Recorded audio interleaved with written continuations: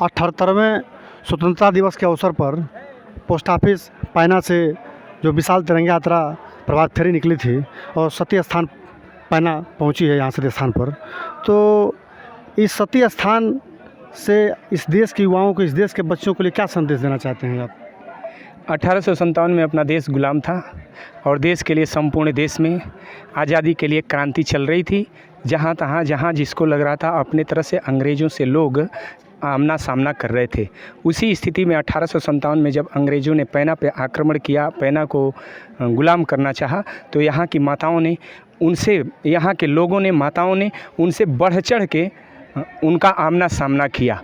उसके बाद जब माताओं को लगा कि अब हमारी आबरू नहीं बचने वाली है, तो अपने गांव और अपने आबरू को बचाने के लिए यहाँ जल समाधि उन माताओं ने दिया था। इसलिए यहाँ के युवाओं से, यहाँ के बहनों से और इसके साथ साथ प्रदेश और देश के लोगों से भी ये कहेंगे कि जब सम्मान की बात आए तो राष्ट्र और राष्ट्र को ध्यान में रखते हुए अपने को बलिदान देना पड़े तो हंसते हंसते देना चाहिए। इस तरह से सरफरोशी की तमन्ना अब हमारे दिल में है, देखना है जोर कितना बाजुए कातिल में है। जिस तरह से अनेक क्रांतिकारियों ने और पैना की माताओं ने अपनी शहादत दी, उसे ध्यान में रखते हुए राष्ट्र को हमेशा सर्वोपरि और आगे रखना चाहिए।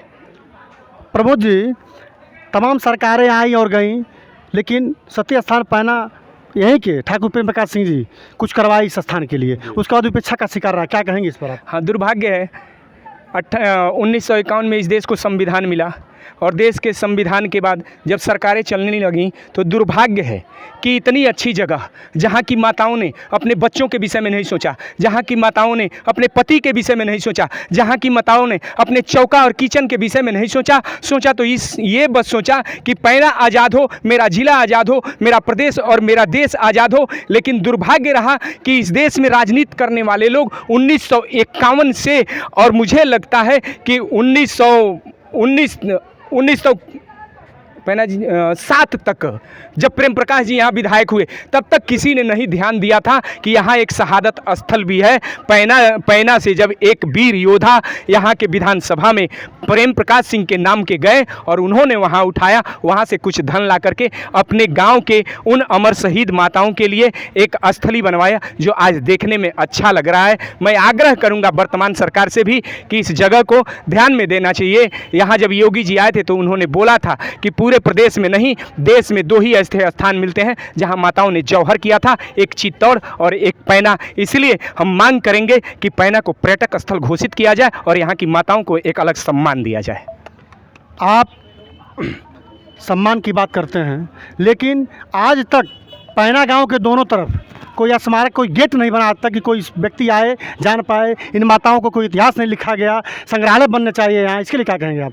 हाँ बिल्कुल, यहाँ अभी कुछ दिन पहले जब यहाँ शहादत दिवस मनता है, पिछले महीने में, इसी महीने में मना था, 31 जुलाई को मना था, तो उसमें डीएम साहिबा से सब इस गांव के लोगों ने कहा था और यहाँ के वर्तमान प्रधान से भी लोगों ने कहा। अभी प्रधान जी ने बताया है कि गेट बनेगा। सामान थोड़ा बहुत गिरा है, हम लोग अपने गाँव के शहीदों के लिए गेट बनवाएंगे और उनके सम्मान में जितना भी करना होगा करेंगे। बहुत बहुत धन्यवाद आपका प्रमोद मिश्रा जी।